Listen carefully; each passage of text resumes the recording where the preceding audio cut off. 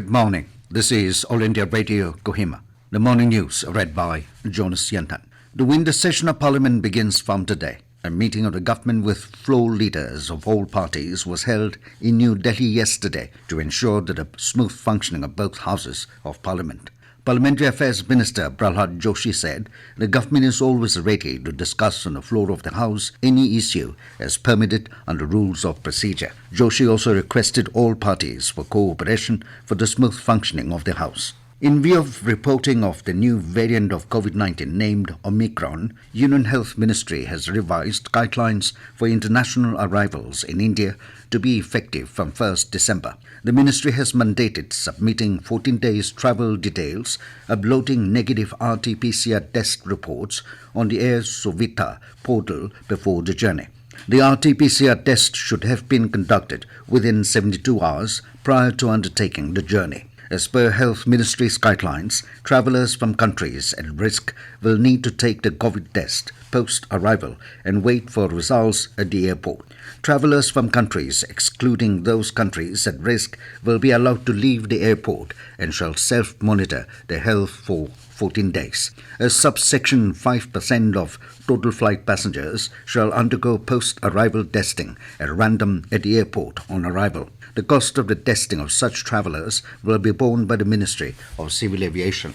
Nagaland Pradesh Congress Committee (NPCC) appreciated the Nagaland State Assembly for coming to its sense by adopting the SARFAESI Act 2002 after 19 years. However, it said there is an uphill task to ensure the implementation of the Act smoothly with growth of economy as the objective. NPCC also lamented that the bill was delayed from being passed. To this, the NPCC stated that the law department should be censored for misleading the State Assembly that the Act would infringe on Article 371A.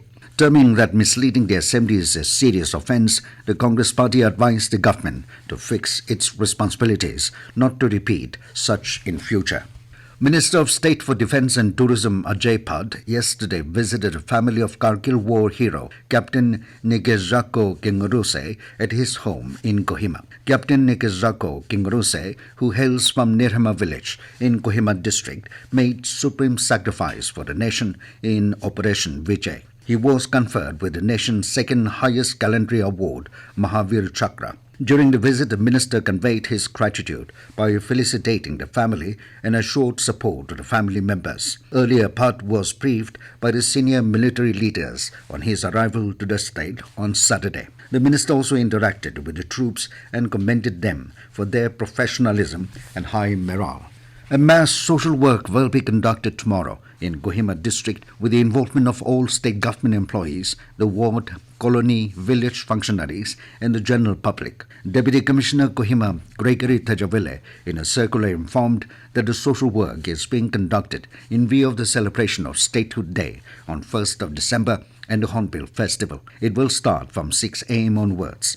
All wards, colonies and villages under Kohima district should ensure that their respective areas are free from any kind of waste, rubble, muck and foliage overgrowth. The DC further informed that all government buildings in Kohima district are to put up decorative lights on them by tomorrow. Further, the general public, churches and business establishments are also requested to ensure beautification and putting up of decorative lights by tomorrow.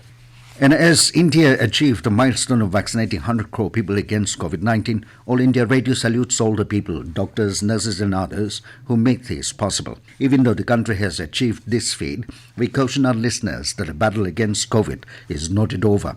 We appeal to our listeners to get vaccinated at the earliest and also help others to get vaccinated. During the festival season, please follow these 3 simple steps. Wear a face mask, maintain 6 feet for social distancing, focus on hand and face hygiene.